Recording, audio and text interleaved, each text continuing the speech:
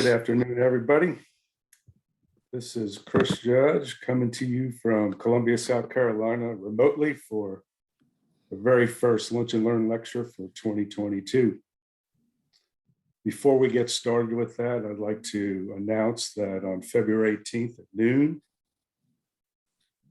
our February Lunch and Learn will be by Maureen Myers, who's Senior Archaeologist at New South Associates over in Stone Mountain, Georgia.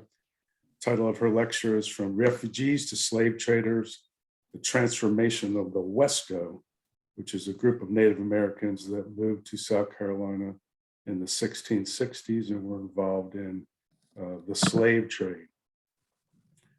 Today, I'm pleased to introduce my colleague, Dr. Stephen Criswell. He is a graduate of the University of Louisiana at Lafayette, where he got his PhD. His research is on South Carolina cultural traditions and customs and practices, everything from African-American family reunions to foodways, particularly Carolina fish camps, and literary uses of folk culture. Today, Dr. Criswell, I should also mention he is the Director of Native American Studies here at the University of South Carolina, Lancaster, where he teaches English and folklore and anthropology. Stephen is going to talk to us about music, and the title of his lecture today is Lancaster Rocks, the Contributions of Lancaster, South Carolina to American Popular Music. I'll hand it over to you, Stephen. Okay, thanks a lot. Okay. Yeah, I wanted to start off by this image that hopefully you see on your screen here. Was put together by Elizabeth Avalar.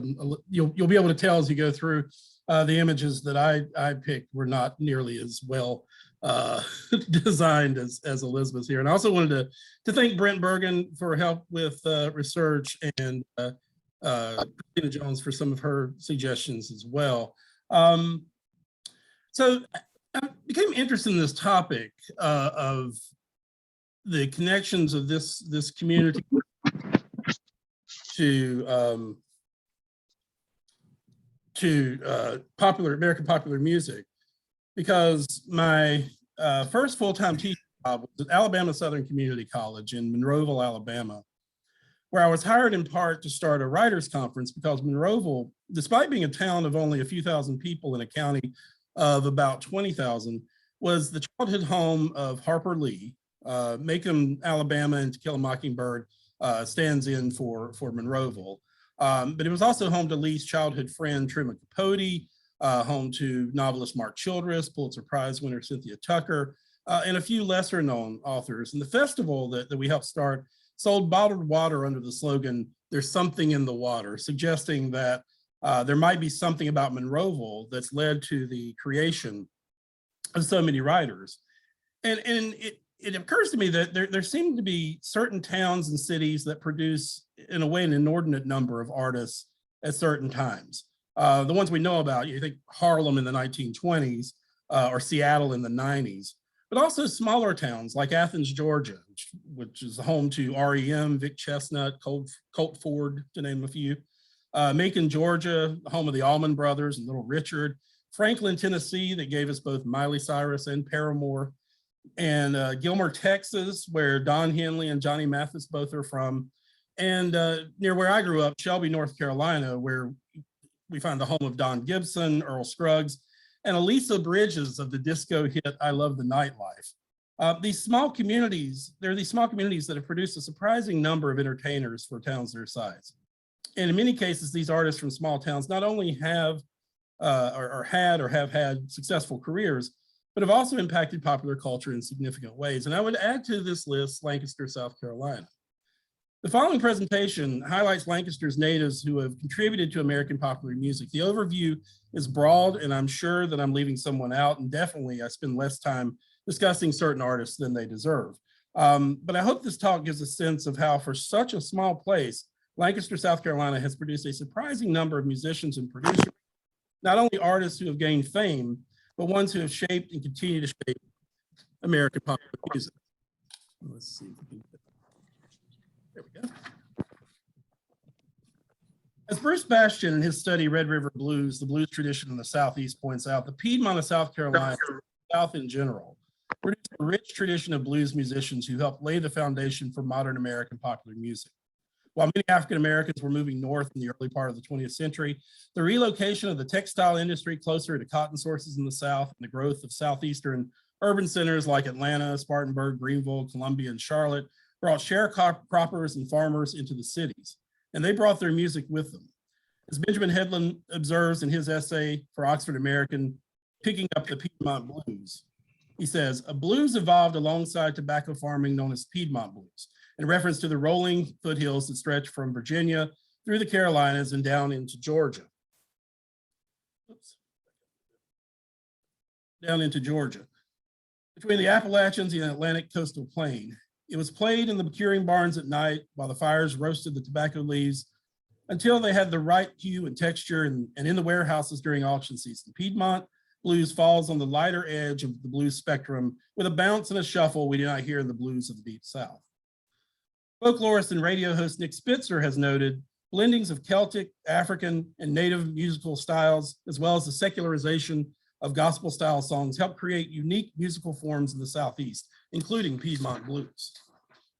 Spitzer says, among the rolling hills, small farms, mills, and coal and railroad camps of the rural East Coast Piedmont between Tidewater Coast and the Appalachian Mountains of Virginia, the Carolinas, and Georgia, Black and white economic and cultural patterns have overlapped considerably, more so than in the nearby areas or the Deep South. Piedmont blues style reflects this meshing traces of gospel, fiddle tunes, blues, country, and ragtime into its rolling, exuberant sound. From nearby Lawrence, legendary and influential blues artists Reverend Gary Davis and Pink Anderson are synonymous with the style of blues named for the region. And as rhythm and blues developed in the urban centers of Chicago and New York, recordings marketed originally as race records inspired generations of Southeastern musicians who, like South Carolina's James Brown, put their own Southeastern style stamp on the genre. Recorded music, here we go. Recorded music and radio programs changed the musical landscape not only in the Southeast, but around the country and eventually the world. The broadcast of the Grand Ole Opry brought country sounds once labeled as hillbilly music to the masses. Closer to home, white musicians from the Carolina Piedmont, such as Charlie Poole, Earl Scruggs, and Snuffy Jenkins and the Hired Hands, helped develop the music of their Celtic ancestors into bluegrass and country. Today, the Piedmont region is home to artists as varied as George Clinton, Childish Gambino, Ben Folds, Luke Combs, Eric Church, DaBaby, Rhiannon Giddens, and Cat Power, to name a diverse few. Nestled in the heart of the Piedmont, Lancaster County is surrounded by rich musical traditions and lies within the broadcast reach of Charlotte and Columbia radio stations. One of the earliest performers to find popularity on local radio was Lancaster's Tommy Fail. Fail, a former textile employee, very briefly, learned guitar at an early age. He told folklorist and musician George Holt, quote, I used to attend a school directly across the street from my house. One day I was looking at the school window and saw the postman deliver a package to my home. I could tell it was a guitar and couldn't wait to get home to start practicing, unquote. After a brief stint working in the mill, Fell became a touring guitarist with the Aristocratic Pigs, but soon grew tired of life on the road. In 1946, Fell became part of WIS Radio in Columbia's house band, Byron Parker's Hillbillies, named for and by radio personality Byron Parker, AKA the Hired Hand. After his death, band leader DeWitt Snuffy Jenkins and the other band members continued on under the name The Hired Hands in honor of Parker. Fell left The Hired Hands in Columbia in 1951 to join Arthur Smith of Dueling Banjos fame on his new WBTV television show. Fell became a fixture at WBTV, performing with Smith, serving as the spokesperson for Boss Bread, and eventually landing his own show that ran on WBTV from 1969 to 1975. And if you're from this area and of a certain age, like myself, you may remember that show, or at least the Boss Bread commercials. Fell recorded for Capitol Records as early as 1949, but his biggest hit recording was in 1969 with the song The Legend of the Brown Mountain Lights, a song based on the belief traditions, folk traditions surrounding the Brown Mountain Lights of North Carolina. Fell was also a songwriter, penning among other tunes, Phantom 309, which became a hit for the trucker singer, Red Sovine, in 1967.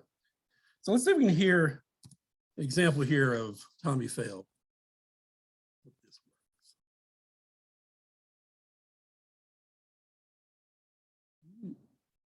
Slight lag here, but let's see. Here's Tommy Fell, hopefully.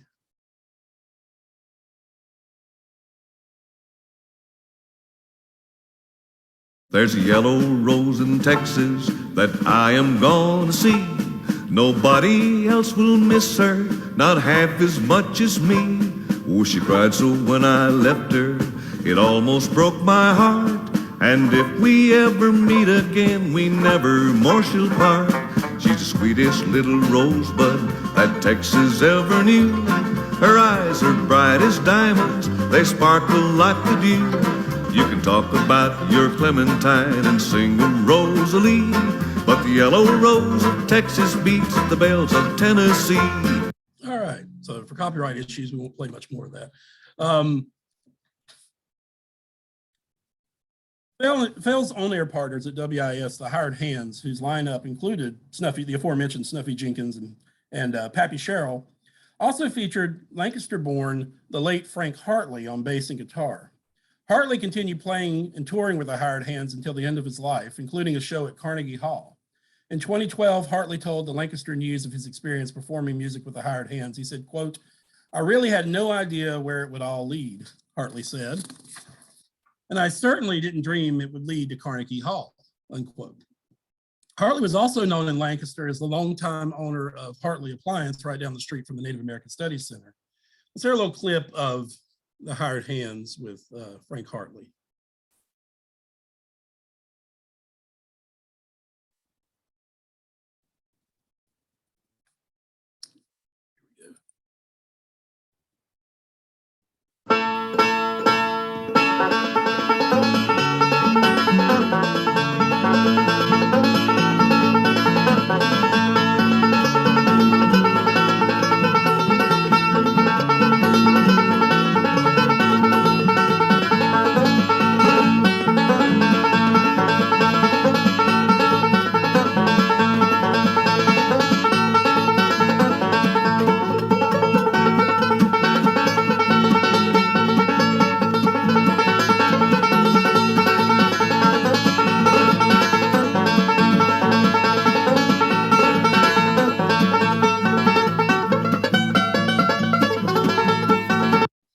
Okay.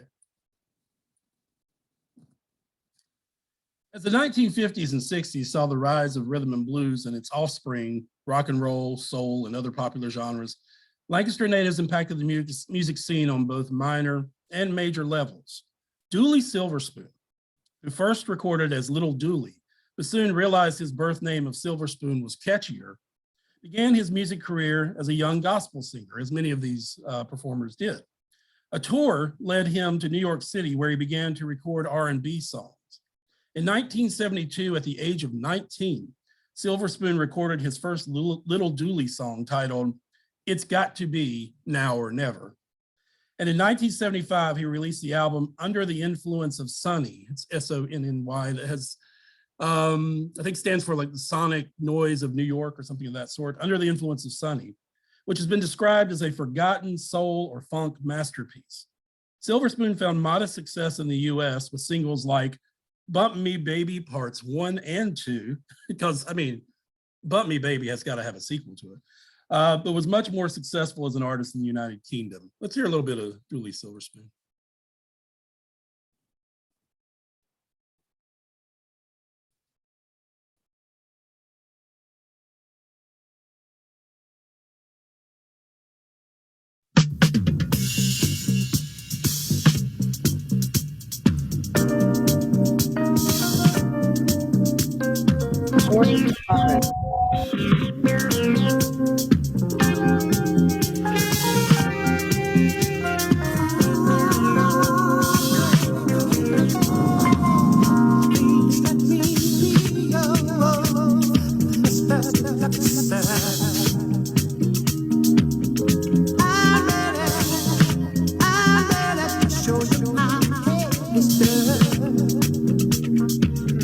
Please let me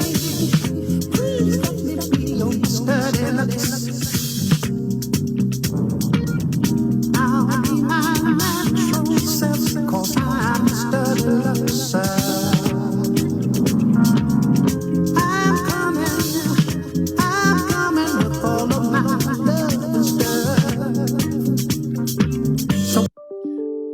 So a little bit of Julie Silverspoon there.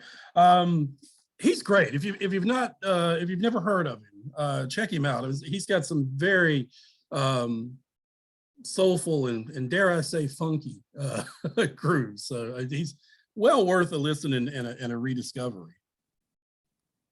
Maurice Williams and the Zodiacs had a much longer lasting impression on American popular music, especially what we regionally refer to as beach music. Songs from the 1950s and 60s associated with the beaches of the Carolinas and the dance known as the shag. Born in 1938 in Lancaster, Maurice Williams, like many local professional and amateur musicians in the region, grew up singing in the church. As a very young man, Williams formed a gospel group, the Young Harmonizers, who were soon drawn to secular doo-wop music, changing their name to the Royal Charms. In 1956, the group recorded with Excello Records under the new name, the Gladiolas. By 59, the group had changed names again, this time to the Zodiacs, and recorded several tracks in Columbia, South Carolina. The last track on this recording, or in this recording session, was a short song penned a week earlier by Williams, with Williams singing lead and Henry Gaston on the falsetto lines.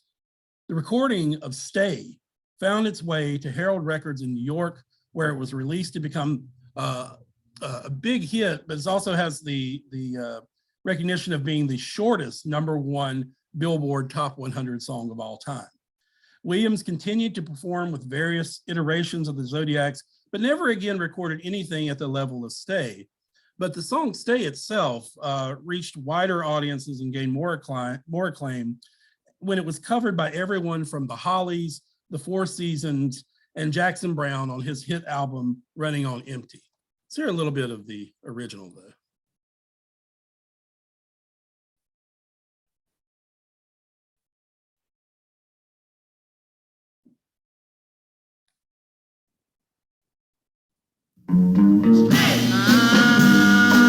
Just a little bit longer.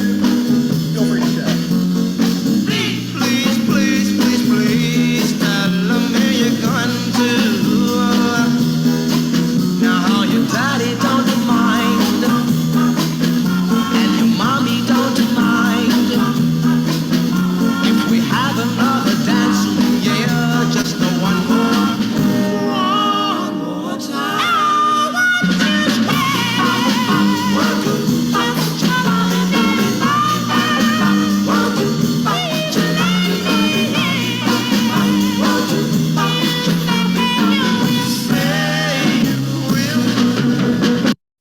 Okay, and of course it was also featured in the film Dirty Dancing, giving another life to the song. As a member of a local Lancaster band that undoubtedly covered Stay, young bass player Don Dixon always had an interest in music and sound recording.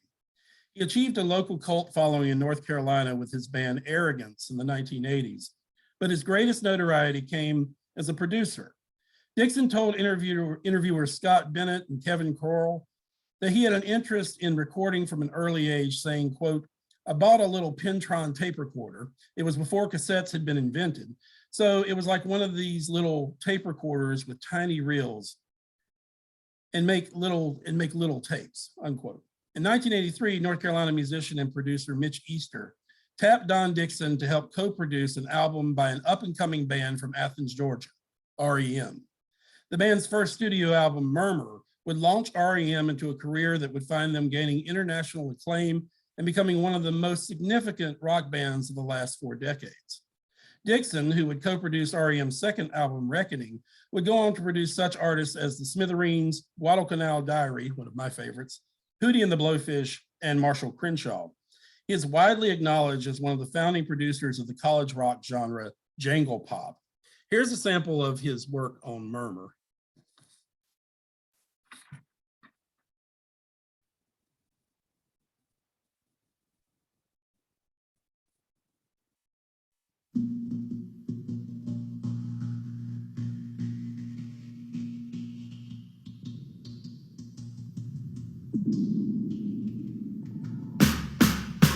Sign yourself with Brady, it's gonna stay.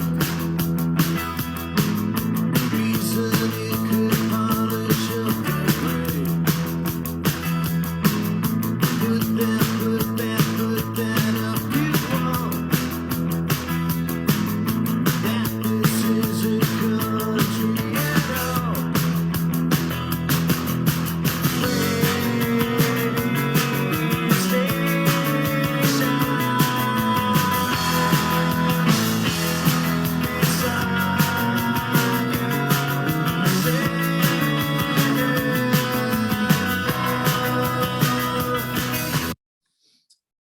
Yeah, if you're like me, or I personally, I prefer the old REM where you can't understand what Michael Stipe was saying, and I think Don Dixon's responsible for that that mix there. Dixon and his wife Marty Jones continue to record and perform as solo artists and a duo, including a performance at the Cultural Arts Center here in Lancaster a few years ago. And here's a sample of Don Dixon's solo work. This is Everyday Laugh. I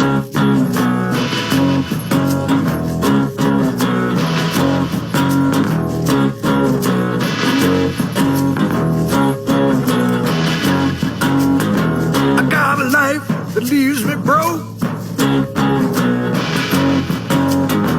I am a wheel without a spoke.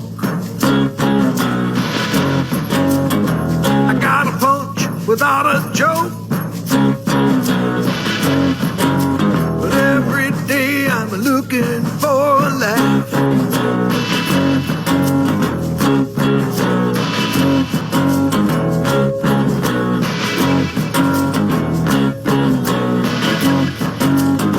I got a car that's painted black, a 57 Cadillac, bulletproof protective glass,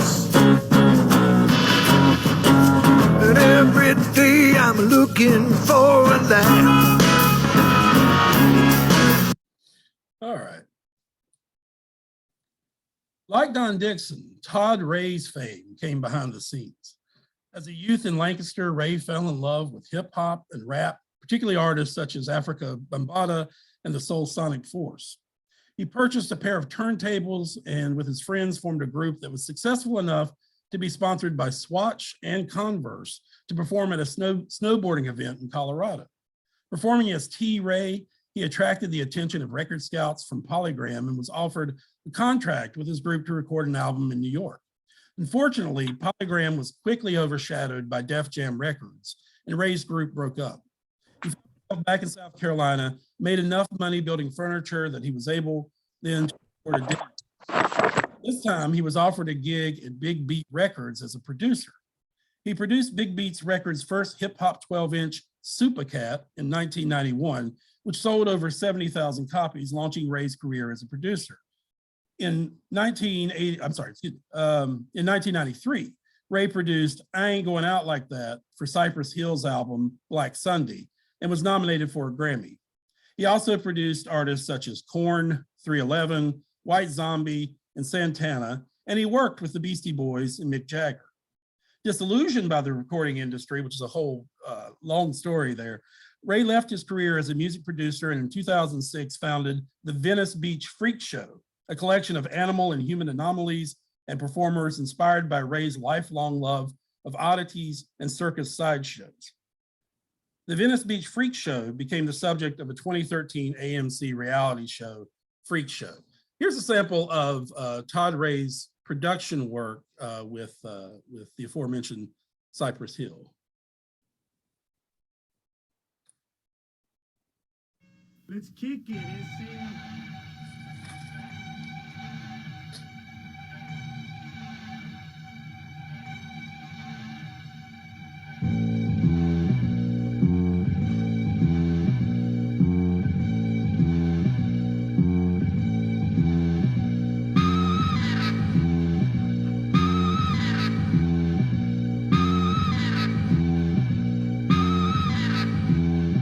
Coming at the slums, that's the hot bombs are pulling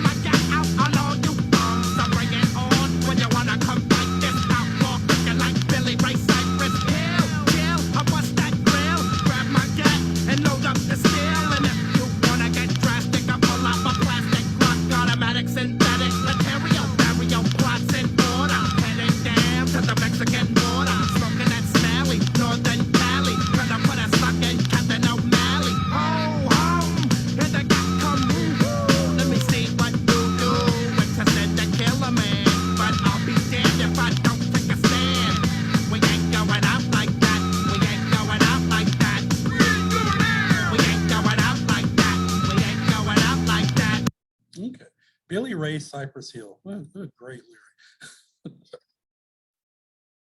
A new generation of local musicians have the potential to follow in the footsteps of their talented predecessors. In the world of country music, Julie Roberts has achieved top 20 success since 2004. An alumna of USC Lancaster, Roberts began singing in school plays and performed with her family at festivals and other events. She caught the attention of Mercury Nashville Records while working as an executive's assistant.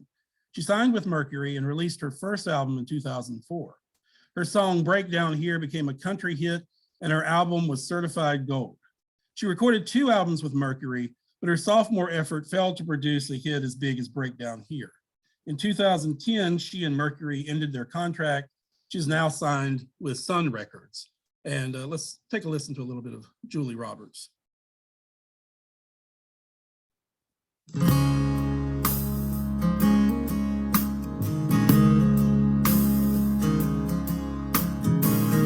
Mile marker 203, the gas gauge leaning on the edge of it. And I'll be dang if the rain ain't pouring down. There's something smoking underneath the hood. It's a banging and a clanging, and it can't be good. And it's another 50 miles to the nearest town. Everything I own's in the back in a hefty bag. I'm out of cigarettes and I'm down to my last rag. I sure hate to break down here. Nothing up ahead or in the rear view mirror. Out in the middle of nowhere, nowhere. I'm in trouble if these wheels stop rolling. God help me, keep me moving somehow. Don't let me start wishing I was with him now. I made it this far without crying a single tear. I sure hate to break down here. Okay, what a great voice she has, just beautiful. Country, rock, alternative rock, pop, rap, hip hop, punk are continuing to be performed regionally by artists with connections to Lancaster. Some, like post-industrial punk band Astrid Haven, which includes several members from Lancaster, have achieved regional cult status. Let's take a listen to a little Astrid Haven, quite different from Julie Roberts.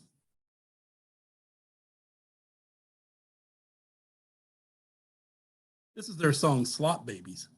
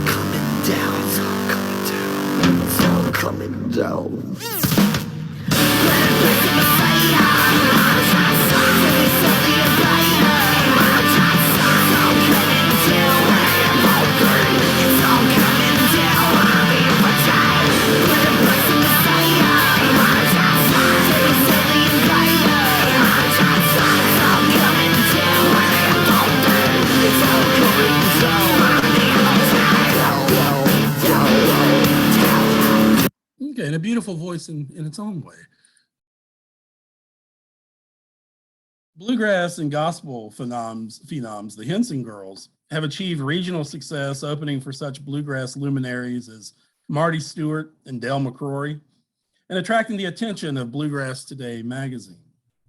Also locally, rapper and R&B artist Gifted Soul AKA Eddie Cochran, in 2019 caught the attention of Warner Music and was signed to a contract. Gifted Soul performs at festivals and community events around the region. Let me take a little listen to Gifted Soul.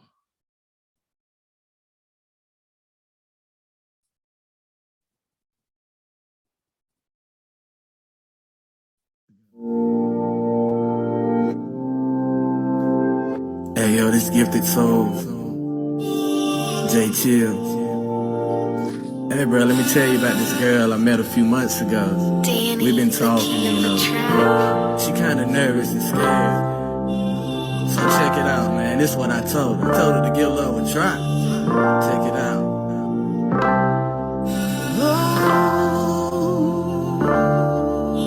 Now I remember how we fell in love. I sent you a message and it said you're beautiful. Said I wanna be a man, want you to be my girl. If you take my hand, I'll give you the world. We're gonna have ups, we're gonna have downs. But if you stay by my side, I'll always be around. I told you I'm not like these other men. I'll love you so much, everybody gon' think we can. I wanna show you a love that's real and true. I won't make you cry, will not put my hands on you. I'll make you my homie, tell you about my past. Said I can slow it down if I'm moving too fast. But you caught my eye, so I'm trying to do the same. I'm just being real, I ain't trying to run no game. If you love me, I swear I'll do the same. Whenever you hurt, I wanna feel your pain. Whenever you Okay. Alternative bands and performers such as Heck Dang, led by my own daughter, Magdalene Criswell, and Modern Moxie, fronted by Madison Lucas of Great Falls, have followed in the footsteps of REM and performed at the world-famous Milestone in Charlotte and throughout the country. And here's some samples of their efforts. Here's Modern Moxie.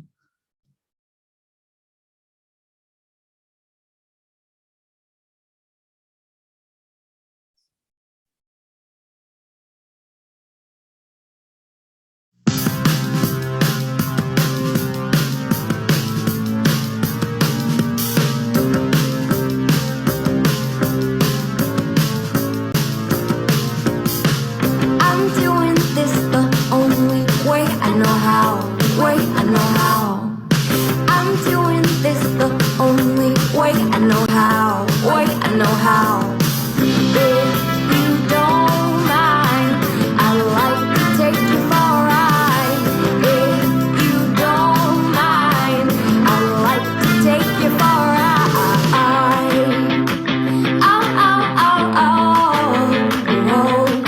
Oh, oh, oh, oh, oh, oh, old news and memories, just claw your way out, claw your way out. Old town and energies, just claw your way out, claw your way out. When the stars align, you'll fight the monsters you design. You're the mastermind, initiate the perfect plan. Why? Oh, oh, oh, oh, whoa, oh, oh, oh, oh, oh, oh, whoa. Oh, you gotta be. Okay, and here's a little bit of the band Heck Dang, currently on hiatus, but still performing in different iterations.